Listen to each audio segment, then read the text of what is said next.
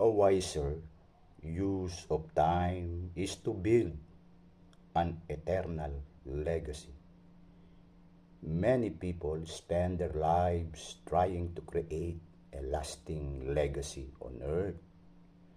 They want to be remembered when they're gone, yet what ultimately matters most will not be what others says about your life, but what God says.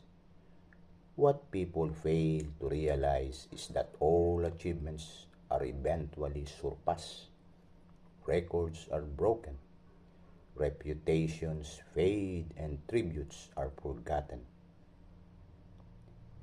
In college, James Dobson's goal was to become the school's tennis champion.